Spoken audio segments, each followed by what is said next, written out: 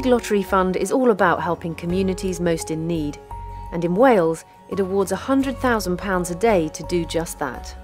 In the past 10 years, over £600 million has been invested.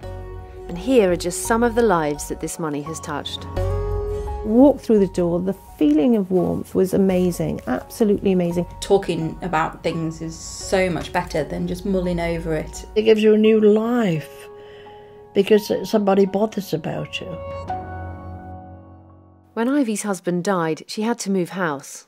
She found herself alone in Brecon, far from her family. Once a popular dressmaker with a lively social life, Ivy found this transition hard to make. Those are the photographs of the dresses I made. I was a seamstress for quite a few years. It's lonely. Not only my next door neighbour I see, well, perhaps once, twice a week. You feel you come to a full stop. It's very, very queer feeling. I mean, I just can't believe it because I've been such a busy person, you see. And this is, I think it's hit me.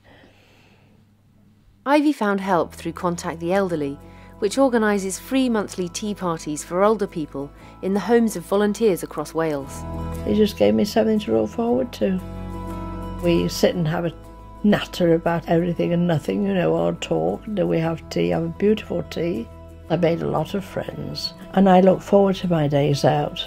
Ivy's story is just one example of how National Lottery money is being used to bring a sense of companionship to older people's lives here in Wales. In November 2012, following days of heavy rain, hundreds of homes in Denbighshire had to be evacuated when two rivers burst their banks. Residents had to move into temporary accommodation, and many families are still recovering from the physical and emotional upheaval. Rachel and her 3-year-old son Isaac were just waking up when the floodwater reached their home. I looked out the back windows and just saw all this water. I mean, it was up against the back door by about a foot and it started pouring in. It's the equivalent of bereavement because you've got all your property, all your loved ones, everything gets dispersed. Many are resilient because they're doing their best to get by. So other people find it very difficult and really need psychological support.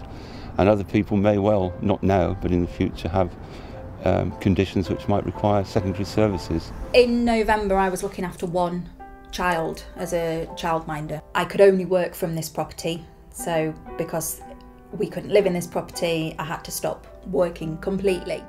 My parents were absolutely wonderful to have put us up for so long, but I don't want to impose on anybody anymore. I want to be able to live our life. The money will help us help the community heal with a bit of support and guidance to help them become or regain resilience and good psychological well-being and health. The short-term effects of flooding are obvious, but money from the Big Lottery Fund will help address the longer-term impact. Now, we're not just talking things like property repair, but also providing advice and support services to help people restore their livelihoods and emotional well-being. Food from the gods, tomatoes. Thank you, sweetie. My wife was having a lot of trouble coping with the news that she had ovarian cancer, and it had been left so late that it had become secondary cancer. They gave me 2 years to live. My son took it quite badly at first. I was petrified that he was going to go through life without a mum. It was my mother's counsellor who introduced us to the choir. My mum was slightly apprehensive, but my father and I forced her into going. She's never really looked back. It's been good for her to get a bit of interaction. It's like a positive charge hits you as you're walking through the door.